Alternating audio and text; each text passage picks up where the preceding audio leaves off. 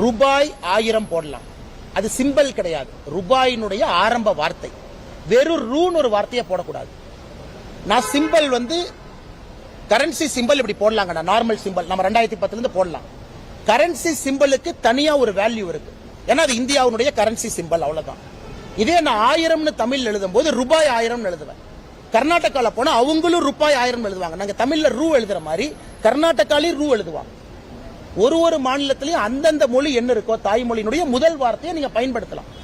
நான் சொல்வது ரூபாய் சிம்பலையை நான் ரீப்ளேஸ் பண்ணிட்டு ஒரு டீ கடையில காஃபி 20 ரூபாய்க்கு விற்கிறோம்னா இந்த ரூபாய் சிம்பல் இருக்காது, ரூ இருக்கும். அது அனுமதி இல்லை. இந்தியன் கரன்சியை ரீப்ளேஸ் பண்ணி நான் ரூ போடுறேன். சரி, இவ்வளவு சொல்றாங்களே, ரூபாய் எங்கிருந்து வந்துச்சு? சமஸ்கிருதத்துல வந்துச்சு. அதை மட்டும் எடுத்துக்குவாங்களா? ஸ்டாலின் சா எங்கிருந்து வந்துச்சு? சமஸ்கிருதத்துல வந்துச்சு. சோ இவங்களுக்கு எங்க தேவையோ சமஸ்கிருதம் வேணும். அப்படின்னா ஸ்டாலின்ங்கிற பேரை எழுதக்கூடாது, வேற பேரை மாத்தணும். சா எந்த வார்த்தைங்கன்னா சமஸ்கிருத வார்த்தை. எப்படி ஸ்டாலின் தமிழ்ல சா எழுதுவார் சொல்லுங்க? ரூபாய்ங்கிறது ருப்பையா, அடிப்படை சமஸ்கிருதம். அந்த ரூ எப்படி போடுவீங்க? அது தமிழ் வார்த்தையா? தமிழ் வார்த்தையா ரூபாய்ங்கிறது? இல்லை. அதனால இவங்களுக்கு வேண்டும். இது தேவனாங்கிரி ஸ்கிரிப்ட். அப்படி இருந்தா கலைஞர் எதுக்கு அதை பிடிச்சி 2010 அட்வர்டைஸ்மெண்ட் கொடுப்பாரு? மேல இருந்து கலைஞர் என்ன சொல்லுவாருன்னா, மகனே நான் ஒரே நாடு ஒரே தேர்தல் கேட்டேன், நீ வேண்டாங்கிற. மகனே நான் ரூபாய் சிம்பல் வேண்டுறேன், நீ வேண்டான. ஏன் மகனே அப்படி பண்றேன்? மேல இருந்து கலைஞர் ஐயாவே சொல்லுவார். ஏன்னா அவரு கேட்டதுக்கு நேரா தானே இவங்க சொல்றாங்க.